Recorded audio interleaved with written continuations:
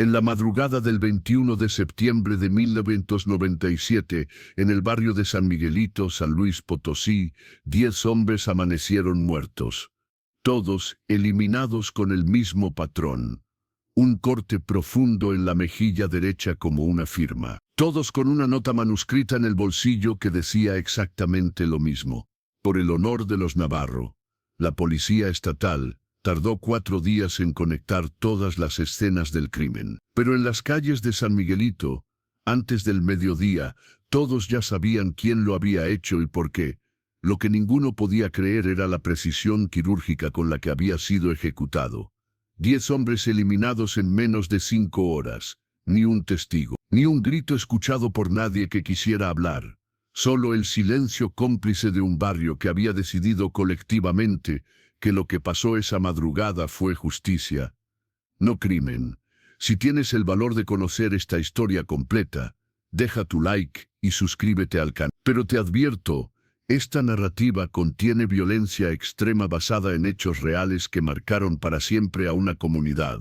San Luis Potosí, capital del estado del mismo nombre, se encuentra en el altiplano central mexicano a 20 kilómetros al norte de la Ciudad de México. En 1997 era una ciudad de aproximadamente 670,000 habitantes, donde la industria automotriz convivía con barrios obreros de tradición minera centenaria. San Miguelito, en la zona noreste de la ciudad, era uno de esos barrios. Calles de adoquín irregular. Casas de una planta con patios amplios, talleres mecánicos en cada esquina. Y el olor permanente a carne asada los domingos. La temperatura en septiembre oscilaba entre los 2, con ese viento seco característico del altiplano que levantaba polvo rojizo y hacía crujir las láminas de los techos. Por las tardes, el sonido de las radios viejas, sintonizadas en estaciones de música regional, llenaba el aire, mezclándose con el ladrido de perros callejeros y el grito de vendedores ambulantes, ofreciendo elotes y raspados. Era un barrio donde todos se conocían desde generaciones atrás, donde las puertas se dejaban abiertas durante el día, y donde la palabra de un hombre todavía significaba algo. Pero también era un barrio donde ciertos códigos no escritos, códigos de respeto, de honor familiar, de justicia propia cuando el sistema fallaba, eran más fuertes que cualquier ley oficial. Sebastián Navarro Ríos tenía 46 años en septiembre de... No era un hombre alto, apenas brazos cubiertos de pequeñas cicatrices de quemaduras por cables pelados y descargas que había recibido a lo largo de 3 décadas. Sus manos eran lo más notable, grandes, callosas, con dedos manchados permanentemente de grasa negra que ningún jabón quitaba completamente, pero sorprendentemente delicadas cuando conectaban cables de alta tensión o reparaban tableros eléctricos complejos. Una cicatriz le cruzaba la palma de la mano izquierda. Recuerdo de un accidente cuando tenía 19 años. Un cable de 120 voltios que lo había mandado volando 3 metros. Desde entonces, esa mano temblaba ligeramente cuando estaba nervioso o molesto, dándole una expresión permanente de inquietud que sus nietos encontraban fascinante hasta que sonreía. Sebastián era electricista de oficio, como lo había sido su padre antes que él. Su taller quedaba en la planta baja de su casa. Una construcción de 2 pisos con fachada de ladrillo pintado de amarillo, donde el olor a cables quemados y soldadura se mezclaba con el del café que siempre tenía hirviendo en una cafetera de aluminio. Cada mañana a las 6 de la mañana, Sebastián se levantaba, tomaba su primer café del día, negro, con 3 cucharadas de azúcar, tan caliente que quemaba, y revisaba su agenda de trabajo del día, mientras escuchaba las noticias en un radio portátil Panasonic que había reparado él mismo. A las 7:00 comenzaba a trabajar, reparaba instalaciones eléctricas de casas vecinas, conectaba medidores nuevos, arreglaba transformadores quemados. Los fines de semana, cuando no había trabajo urgente, daba clases gratuitas a jóvenes del barrio, enseñándoles el oficio que a él le había dado de comer durante 30 años. Era un trabajo honesto que pagaba lo justo, ni mucho ni poco, pero que le permitía mantener a su esposa, ayudar a sus 5 hijos adultos cuando lo necesitaban, y tener la satisfacción de dormir con la conciencia tranquila. Sebastián estaba casado con Patricia desde hacía 27 años. Ella había sido enfermera en el Hospital Central hasta su jubilación 2 años atrás, y ahora dedicaba sus días a cuidar a los nietos, coser uniformes escolares y cocinar para las interminables reuniones familiares que se hacían cada domingo en su casa. Tenían 5 hijos varones, todos adultos, todos trabajadores, todos viviendo en San Miguelito, y 12 nietos que iban desde los 3 hasta los 16 años. Para Sebastián, su familia era lo único que importaba en este mundo. Había crecido en la extrema pobreza de una colonia marginal en Monterrey, donde su padre había muerto atropellado por un camión cuando Sebastián tenía 14, dejándolo como único sostén de su madre y 3 hermanos menores. Sebastián había jurado que sus hijos nunca conocerían ese tipo de miseria, ese tipo de desesperanza. Y lo habían logrado. Sus 5 hijos tenían oficios dignos: mecánico, soldador, chofer de camión, ayudante de construcción, vendedor en el mercado. Ninguno era rico, pero ninguno pasaba hambre. Y lo más importante, todos llevaban el apellido Navarro con orgullo, con respeto. En San Miguelito, cuando alguien mencionaba a los Navarro, la gente asentía con la cabeza. Eran gente trabajadora, honesta, de palabra. Gente que no se metía en problemas hasta aquella noche de septiembre. Diego Maldonado Soto, conocido en todo San Miguelito como el Chacal, tenía 26 años y era todo lo contrario a Sebastián Navarro. Alto, 1,085 metros. Corpulento, con un tatuaje de un chacal negro que le cubría todo el pecho y subía hasta el cuello. El tatuaje lo había conseguido en la prisión de San Luis Potosí, cuando tenía 21 años, cumpliendo 18 meses por robo con violencia. En esa época soñaba con ser narco de verdad, con camionetas blindadas y pistolas cromadas, pero Diego nunca llegó tan alto. Se quedó en San Luis Potosí trabajando en extorsión de pequeños negocios, ganándose la vida con amenazas y golpizas a comerciantes que no pagaban la cuota, y metiéndose en peleas cada fin de semana. No era un criminal de verdad, no tenía conexiones con cárteles grandes, no movía drogas en cantidad significativa, no había matado a nadie todavía, pero se comportaba como si lo fuera. Hablaba fuerte, caminaba con arrogancia, y había formado su propia pandilla de 10 hombres.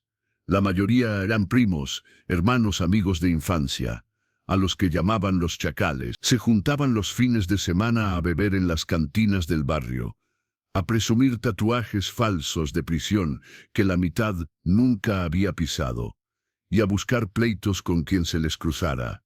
Diego tenía esposa, Mónica, 24 años, cajera de farmacia, y una hija de 2 años. Su madre rezaba el rosario cada noche, pidiendo a la Virgen que su hijo cambiara de vida antes de que fuera demasiado tarde. Pero Diego no escuchaba consejos. En su mente, él era alguien importante en San Miguelito, alguien a quien respetar, alguien a quien temer. Los Navarro y los Chacales nunca habían tenido problemas serios, vivían en el mismo barrio, se cruzaban en las mismas tiendas, compartían las mismas calles. Sebastián conocía a la madre de Diego. Habían ido a la misma secundaria décadas atrás, pero mantenían distancia. Los Navarro representaban el viejo San Miguelito: trabajo duro, familia, respeto ganado con años. Los Chacales representaban el nuevo San Miguelito: dinero rápido, violencia casual, respeto impuesto por miedo, 2 mundos que coexistían sin tocarse, como el agua y el aceite en el mismo vaso. Hasta la noche del 14 de septiembre, de una bocina conectada a un estéreo viejo que ponía música de banda y rancheras. Patricia preparaba pozole durante todo el día anterior. Los nietos inflaban globos verdes, blancos y rojos, y los hijos de Sebastián contribuían con cervezas y refrescos. Era una tradición de más de 15, una noche donde toda la familia se reunía. Tíos, primos, compadres, vecinos cercanos. a comer, beber con moderación, bailar y agradecer por otro año juntos. Esa noche, aproximadamente 50 personas llenaban el patio de los Navarro. La música sonaba a volumen moderado, lo suficiente para bailar, no tanto como para molestar a los vecinos. Eran las 10:45 de la noche, cuando Sebastián bailaba con Patricia una canción de Joan Sebastián. Ella llevaba puesto su vestido verde de domingo, él su camisa blanca de manga corta que solo usaba en ocasiones especiales. Sus nietos corrían entre las mesas persiguiendo luciérnagas. El olor a pozole todavía flotaba en el aire. Era un momento perfecto. Uno de esos momentos que se graban en la memoria porque no volverán a repetirse. Entonces escucharon los motores. 2 camionetas Nissan, una roja y una blanca. Se estacionaron frente a la casa de los Navarro. Eran las 11 TBM. Sebastián lo recordaría después porque justo en ese momento miró su reloj. Un Timex viejo que le había regalado su hijo mayor. De las camionetas bajaron 10 hombres. Diego el Chacal, Maldonado venía al frente. Todos venían borrachos, se tambaleaban al caminar, hablaban demasiado fuerte, llevaban botellas de cerveza en las manos. Entraron al patio sin pedir permiso. La música seguía sonando. La gente dejó de bailar. Un silencio extraño se instaló, roto solo por la voz de Joan Sebastián en la bocina. «Órale, don Sebastián», gritó Diego señalando a Sebastián con su botella. «Aquí hay fiesta. ¿Por qué no nos invitaron?» Sebastián soltó a Patricia. Caminó hacia Diego con las manos abiertas, tratando de mantener la calma. «Joven, esto es una reunión familiar privada. Si quieren, les damos algo de pozole para llevar». Pero no terminó la frase. Diego le estrelló la botella de cerveza en la cabeza. El vidrio explotó. Sebastián cayó de rodillas. La sangre le corría por la frente, mezclándose con la cerveza. Patricia gritó.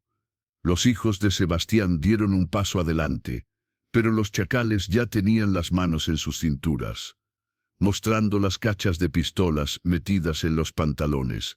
No las sacaron. No era necesario. El mensaje era claro. «Este barrio es nuestro, viejito», dijo Diego, parado sobre Sebastián, que trataba de levantarse. «Y cuando hacemos una fiesta, invitamos a quien queremos, ¿entendiste?» Entonces hizo algo peor. Se acercó a Patricia. Le agarró la cara con una mano, apretándole las mejillas. «Y tu viejita se ve todavía bien, ¿eh? A lo mejor después nos la prestamos tantito». Los hermanos Navarro se lanzaron hacia adelante, pero sus esposas los sujetaron. Había niños presentes, había ancianos. Si empezaba un tiroteo ahí, en ese patio, morirían inocentes. Todos lo sabían. Diego también lo sabía. Por eso lo hizo, porque sabía que los Navarro no responderían con sus familias presentes. Los chacales se quedaron 25 minutos más. Se sirvieron pozole, se tomaron las cervezas, bailaron con las muchachas jóvenes que no se atrevieron a negarse. Luego se fueron riéndose, dejando un rastro de botellas rotas y comida tirada en el piso. Cuando los motores de las camionetas se perdieron en la distancia, Patricia ayudó a Sebastián a levantarse. La herida en su frente no era profunda, pero sangraba mucho. Su camisa blanca estaba arruinada, manchas de sangre y cerveza que nunca saldrían. Nadie terminó la fiesta. Las familias recogieron a sus niños y se fueron en silencio. Los hijos de Sebastián ayudaron a limpiar. Pero nadie hablaba, solo el sonido de escobas barriendo vidrios rotos y sillas siendo apiladas. Cuando todos se fueron, pasada la 1:00 am, Sebastián se sentó en una de las sillas del patio. Patricia le limpió la herida con alcohol. Él no hizo un gesto de dolor, solo miraba al frente, a la nada, con esa expresión que su esposa había aprendido a reconocer en 27 años de matrimonio. No era enojo, no era tristeza. Era determinación absoluta. «Van a pagar», dijo Sebastián en voz baja. No era una amenaza, era un hecho. Patricia no preguntó cómo, no preguntó cuándo. Solo asintió. Secó la sangre de la cara de su marido. y entró a la casa. Lo que Sebastián Navarro no sabía en ese momento, lo que nadie en San Miguelito podía imaginar, era que en los próximos 7 días, él y sus 5 hijos planearían la venganza más meticulosa y sangrienta en la historia de San Luis Potosí. Una venganza que eliminaría a los 10 hombres que habían manchado el apellido Navarro. Una venganza que cobraría cada gota de sangre derramada esa noche con intereses brutales. Y lo harían de una forma tan perfecta, tan calculada, que cuando la policía estatal finalmente conectara todos los puntos, ya sería demasiado tarde para detenerlos. Si esta historia te está haciendo cuestionar todo lo que creías saber sobre justicia, deja tu like ahora mismo. Suscríbete al canal para más casos reales que desafían la línea entre el bien y el mal. Y comenta qué harías tú en esta situación, porque no hay respuestas fáciles. La mañana del 15 de septiembre amaneció con ese silencio pesado que precede a las tormentas. Sebastián Navarro abrió su taller a las 6:00 am, como siempre, pero sus manos temblaban al conectar los cables de un tablero eléctrico. La herida en su frente ya no sangraba, pero el moretón se había extendido, púrpura oscuro mezclado con amarillo enfermizo. Cada vez que se miraba en el espejo, veía la humillación impresa en su piel. Pero más que eso, veía la cara aterrorizada de Patricia cuando Diego le había tocado el rostro. Esa imagen no lo dejaba dormir. No lo dejaría nunca. Sus 5 hijos llegaron uno por uno durante la mañana. No habían sido citados, simplemente sabían que debían estar ahí. Sebastián Jr. llegó primero a las 7:30 am, todavía con su overol de mecánico manchado de grasa. Carlos y Miguel llegaron juntos media hora después. Fernando, el soldador, llegó a las 9:00 am con las manos todavía oliendo a metal fundido. Arturo, el más joven, fue el último en llegar, arrastrando los pies con ojeras profundas que revelaban que tampoco había dormido. Nadie habló durante los primeros 15 minutos. Sebastián sirvió café para todos en tazas despotilladas. El aroma del café recién hecho llenó el taller, mezclándose con el olor a cables quemados y aceite de máquinas.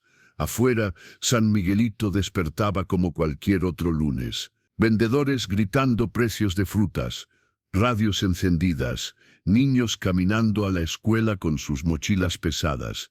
La vida continuaba ajena a lo que se estaba gestando en ese taller de ladrillo amarillo. Finalmente, Sebastián habló. Su voz era baja, controlada, pero había algo en ella que sus hijos nunca habían escuchado antes. Algo frío, definitivo. No vamos a la policía, dijo. Nadie respondió. Todos sabían por qué. La policía municipal estaba comprada. La estatal no llegaría a tiempo. Y aunque llegaran, ¿qué harían? Diego no había matado a nadie, había golpeado a un viejo. Asustado a una familia. Una multa, tal vez. Una noche en el Separos, nada más. La justicia oficial era un chiste en San Luis Potosí, especialmente en los barrios donde hombres como Diego operaban con impunidad. Entonces, ¿qué vamos a hacer?, preguntó Carlos. Era el más impulsivo de los hermanos, el que más quería golpear algo. A alguien, ya. Sebastián tomó un sorbo de café, miró a cada uno de sus hijos a los ojos. Lo que tenemos que hacer, dijo, lo que nuestros abuelos hubieran hecho cuando alguien deshonraba a la familia. Silencio absoluto. Todos entendieron. Durante los siguientes 4 días, los Navarro no hablaron del tema abiertamente. Pero cada uno, en su propia forma, comenzó a prepararse. Sebastián Jr., que trabajaba como mecánico, comenzó a estudiar las camionetas de los chacales. Dónde las estacionaban, cuándo las movían, qué rutas tomaban. Carlos, soldador que conocía cada callejón de San Miguelito, empezó a mapear mentalmente las rutas de escape, los lugares ciegos, las casas abandonadas donde nadie miraría. Miguel, chofer de camión que recorría la ciudad cada día, comenzó a observar los patrones de tráfico del barrio, qué calles quedaban vacías después de medianoche, donde las patrullas rondaban. Fernando observó a los chacales directamente. Dónde bebían, dónde se reunían, con quién hablaban. Memorizó rostros, horarios, rutinas. Y Arturo, el más joven, vigiló. Simplemente se sentó en diferentes esquinas del barrio, fumando cigarros, bebiendo refrescos, memorizando horarios. Cuando Diego salía de su casa, cuando sus amigos se reunían, cuando el barrio dormía más profundo. El miércoles 17 de septiembre, 3 días después de la humillación, hubo un momento que Sebastián recordaría para siempre. Fue durante la comida familiar del mediodía, otra tradición de los Navarro que se había mantenido por décadas.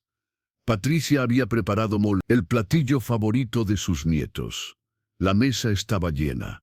Los 5 hijos con sus esposas, los 12 nietos corriendo entre las sillas, el ruido alegre de cucharas chocando contra platos, risas infantiles, el olor dulce y picante del mole mezclándose con el de tortillas recién hechas. Sebastián se sentó en la cabecera como siempre. Observó a su familia.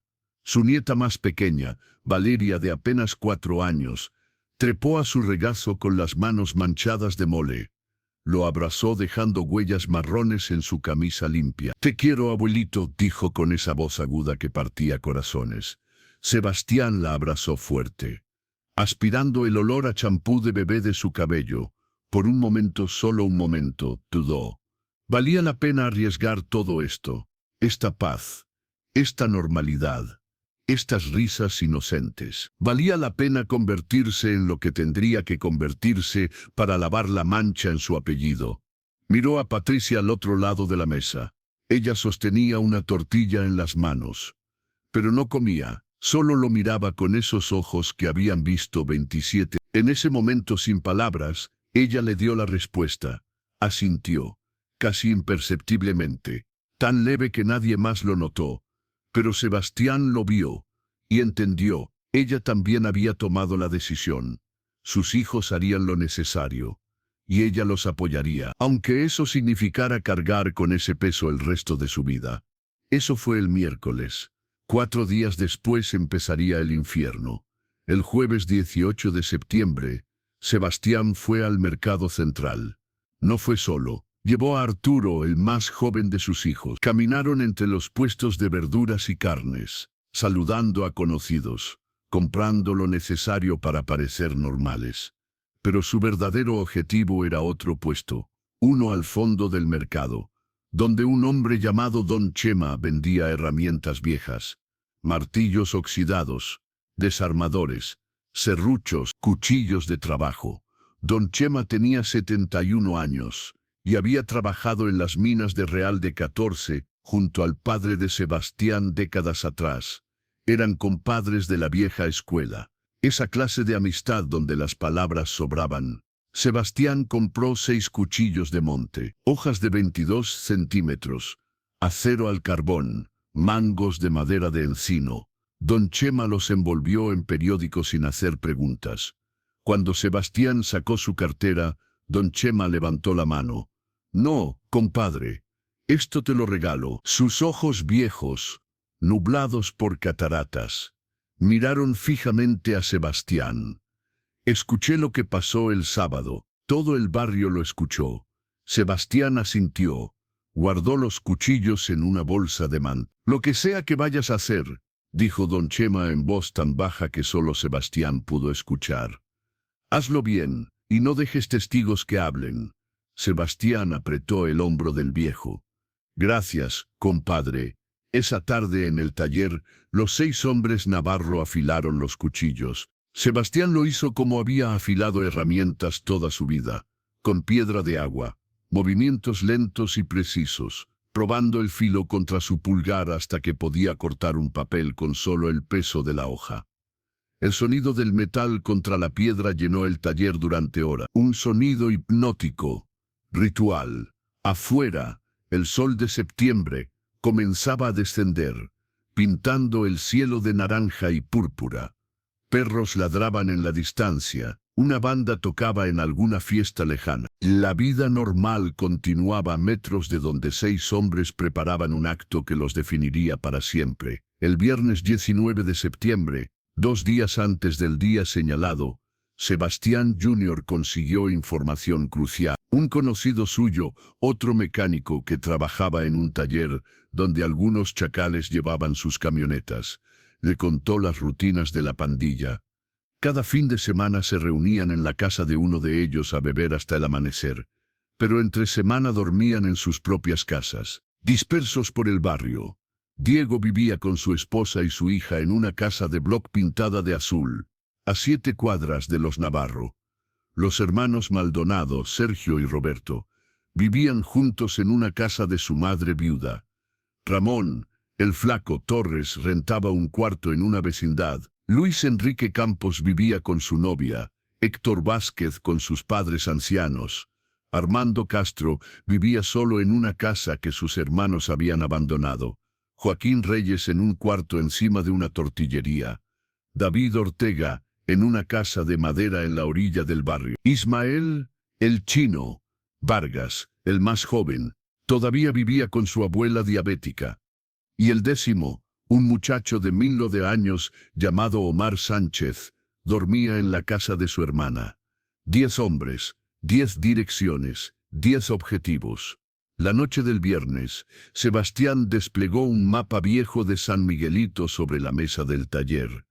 Con un lápiz rojo marcó cada dirección, trazó rutas entre ellas, calculó tiempos. ¿Cuánto tardarían en ir de una casa a otra? Moviéndose a pie en la oscuridad sin llamar la atención. Calculó que necesitarían entre 4 y 5 horas para completar todo. La ventana perfecta era entre las 2:30 am y las 7:00 am, cuando el barrio dormía más profundo. Antes de que comenzaran los movimientos matutinos de trabajadores y vendedores. ¿Y si alguien nos ve?, preguntó Fernando. Nadie verá lo que no quiere ver, respondió Sebastián. Este barrio sabe cerrar los ojos cuando es necesario. Tenía razón. San Miguelito funcionaba bajo códigos antiguos. La gente no llamaba a la policía por cualquier ruido en la madrugada. No miraba por las ventanas cuando escuchaba pasos. No preguntaba cuando veía algo que no debía ver. Era supervivencia básica en un lugar donde la justicia oficial era un fantasma. Y la justicia real se hacía con manos propias. El sábado 20 de septiembre, un día antes, Sebastián durmió solo 2 horas. Cada vez que cerraba los ojos, veía la cara de Diego. Escuchaba su risa, sentía el peso de la botella rompiéndose contra su cráneo. Veía las manos sucias de ese hombre tocando el rostro de Patricia. La rabia era como ácido en su estómago, pero más fuerte que la rabia era algo más frío, más peligroso. Determinación absoluta. No había vuelta atrás. Los dados ya estaban echados. En menos de 24 horas, todo cambiaría. En ese momento, mientras Sebastián permanecía despierto en la oscuridad de su cuarto, escuchando la respiración tranquila de Patricia a su lado, Diego, el chacal, Maldonado cenaba tacos al pastor en su casa. Jugaba con su hija de 2 años y planeaba ir al billar el domingo con sus amigos. Si tienes el valor de llegar hasta el final de esta historia, demuéstralo con tu like. Comparte este video con alguien que entienda que la realidad supera cualquier ficción. Y activa la campanita para no perderte los próximos expedientes que revelaremos. Ajeno completamente a que alguien había decidido que su tiempo en este mundo se medía ahora en horas, no en años. La madrugada del domingo 21 de septiembre llegó fría.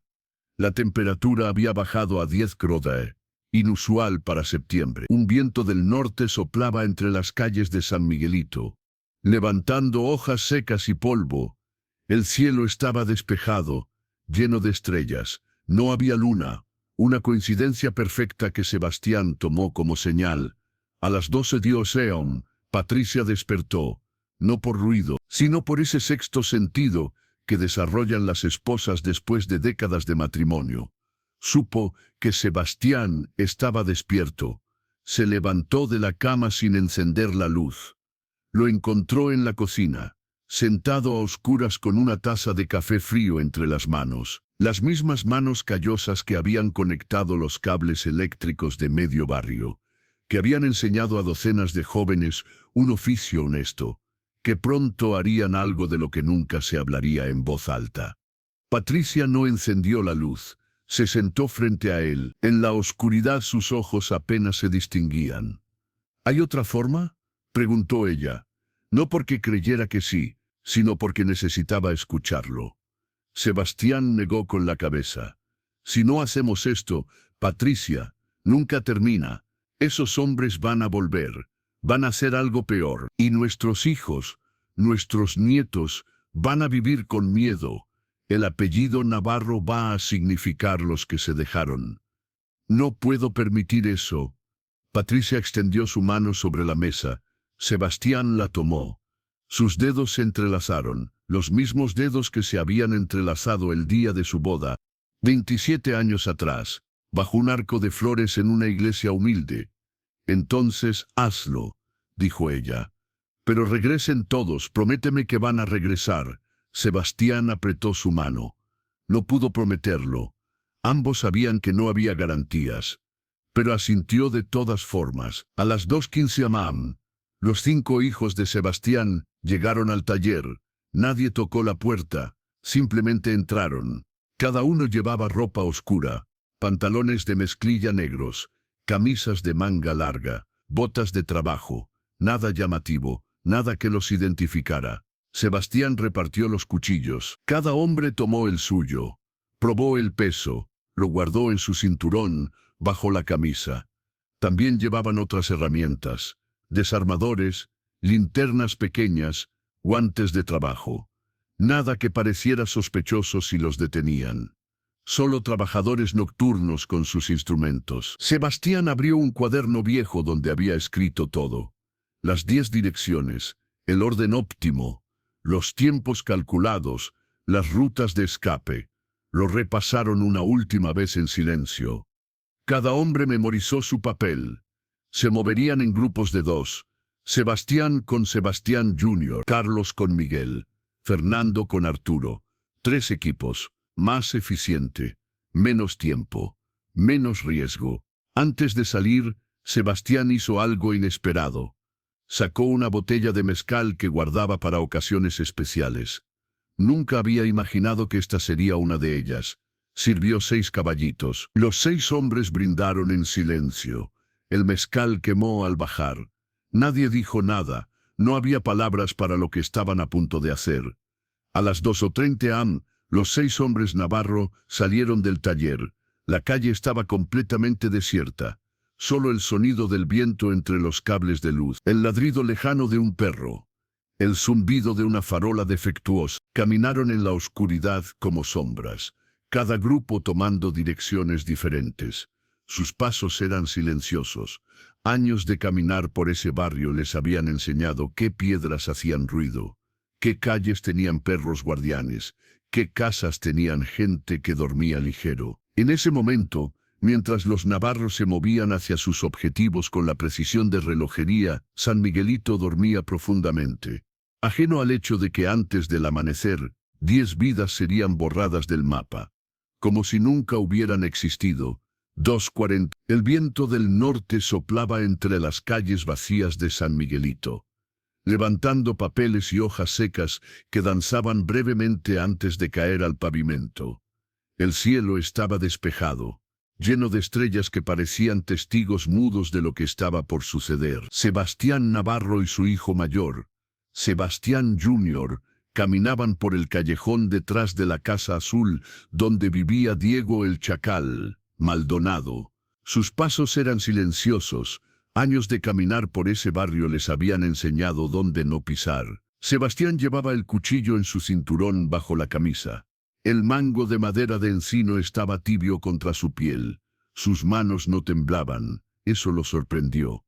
Había esperado miedo, nervios, tal vez el impulso de retroceder en el último momento, pero solo sentía una calma fría, casi antinatural.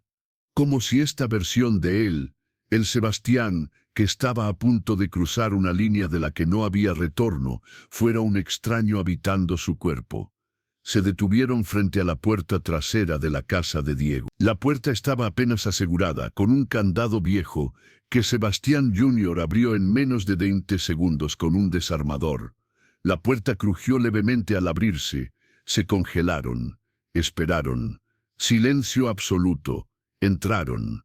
La casa olía a cerveza rancia y cigarro. En la sala había botellas vacías en la mesa. Ceniceros llenos. La televisión apagada con luz roja de stand-by parpadeando en la oscuridad. Sebastián conocía la distribución. Todas las casas en esa sección del barrio tenían el mismo diseño. Recámara al fondo. Caminaron por el pasillo angosto. El piso de cemento estaba frío bajo sus botas de trabajo. Llegaron a la puerta del cuarto. Estaba entreabierta. Sebastián empujó despacio. Adentro, en la cama, Diego dormía boca arriba, roncando levemente. A su lado su esposa Mónica dormía dándole la espalda. La niña de 2 años no estaba ahí. Probablemente dormía en otro cuarto. Mejor así. Sebastián sacó el cuchillo. La hoja reflejó brevemente la luz de la calle que entraba por la ventana. Se acercó a la cama. Por un momento, solo un momento, miró a Diego dormido y vio al muchacho de 20 años, que había sido antes de los tatuajes, antes de las pistolas, antes de creerse más de lo que era. Vio al hijo de una mujer que rezaba rosarios. Vio a un padre de familia que en otro universo podría haber elegido un camino diferente. Pero ese momento pasó rápido. Sebastián recordó la botella rompiéndose contra su cabeza. Recordó las manos de ese hombre tocando el rostro de Patricia. Recordó la risa, la humillación, el peso de 50 familias mirando mientras su honor era pisoteado. Sebastián Jr. cubrió la boca de Diego con una mano. Diego despertó de golpe, ojos abiertos en pánico. Vio a Sebastián parado sobre él. Intentó gritar, pero la mano de Sebastián Jr. lo ahogaba. Sus ojos reconocieron a Sebastián. Hubo un momento de comprensión absoluta. Sabía exactamente por qué estaban ahí. Sebastián no dijo nada. No había palabras para esto. Hizo lo que tenía que hacer. Rápido. El corte en la mejilla derecha, como firma. Mónica no despertó hasta que ya era tarde para hacer algo más que gritar en la oscuridad. Los 2 navarros salieron de la casa tan rápido como habían entrado. Dejaron la nota manuscrita en el bolsillo de Diego, como habían planeado. En la oscuridad de la calle, Sebastián miró sus manos. Temblaban ahora, no de miedo, de la comprensión horrible de que acababa de cruzar al otro lado. Era oficialmente lo que nunca había querido ser.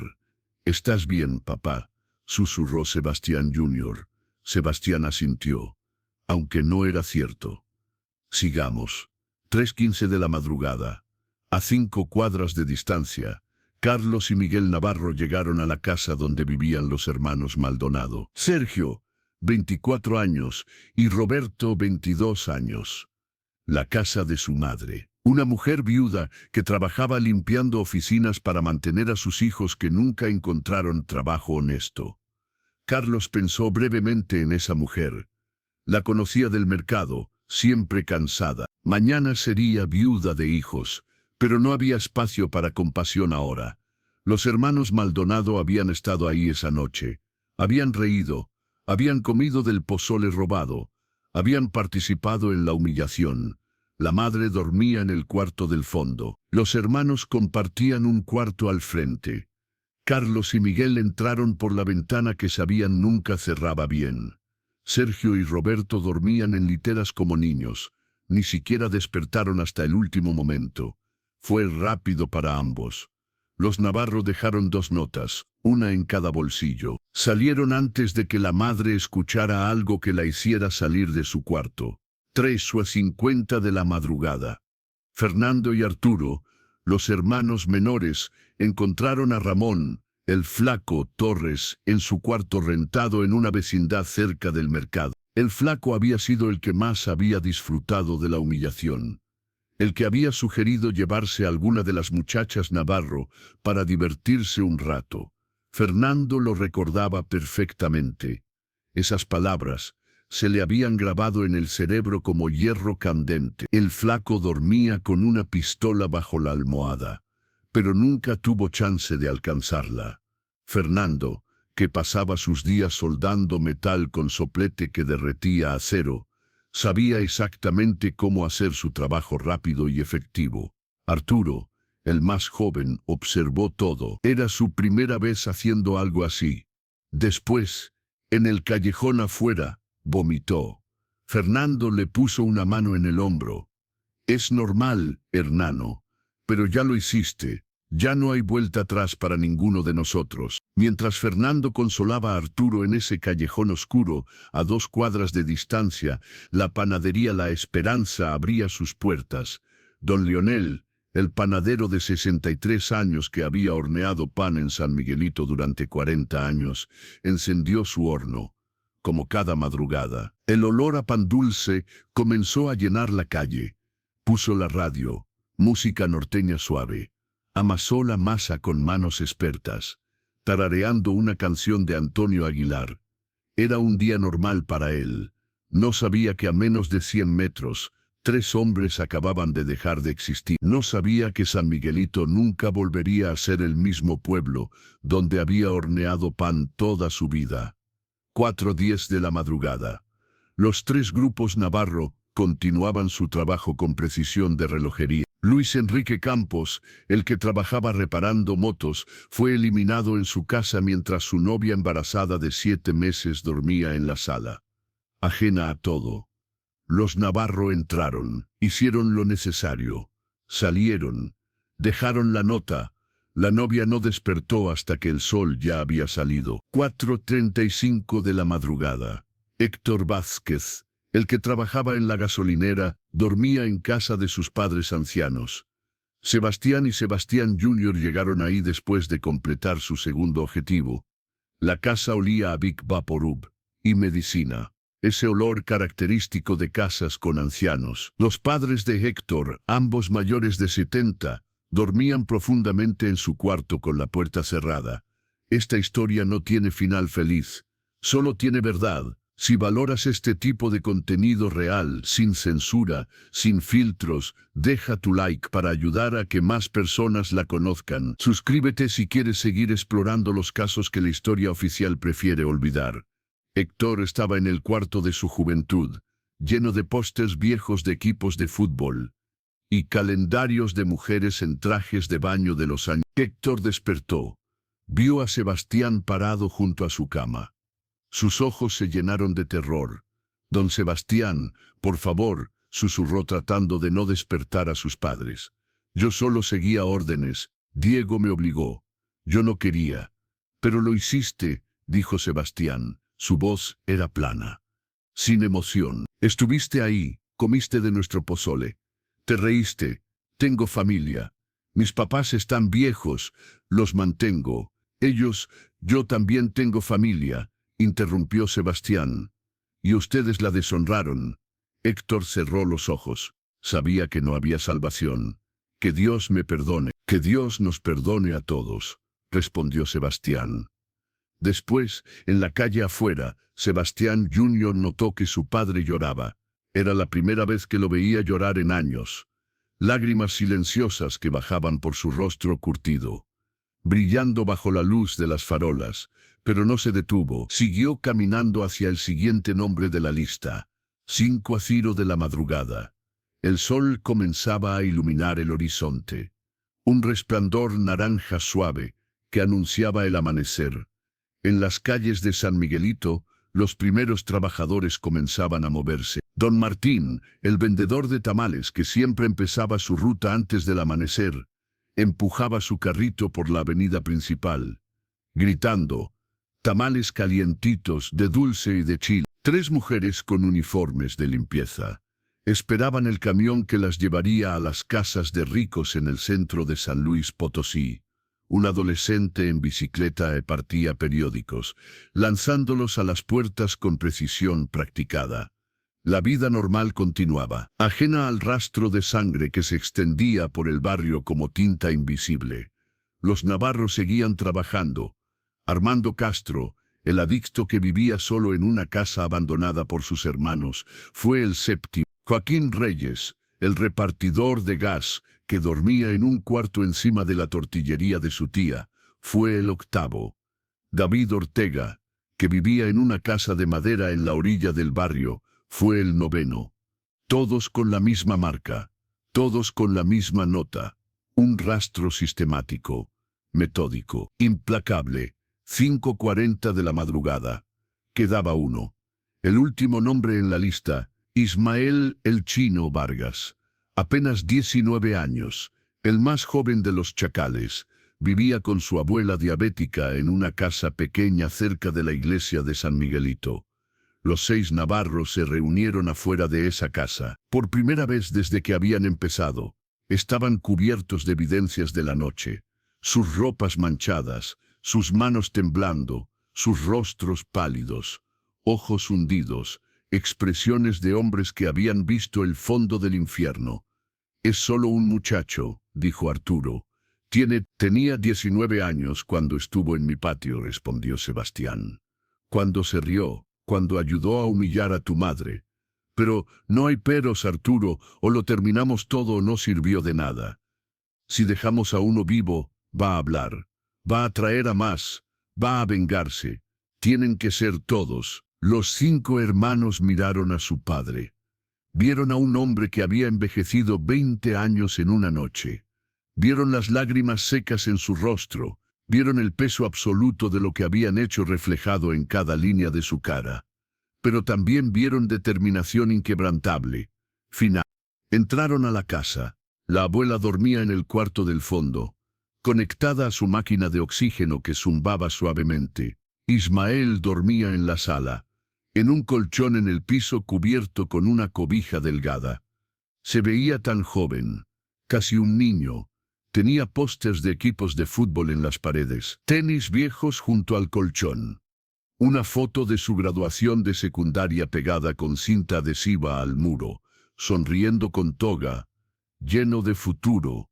Sebastián se arrodilló junto a él.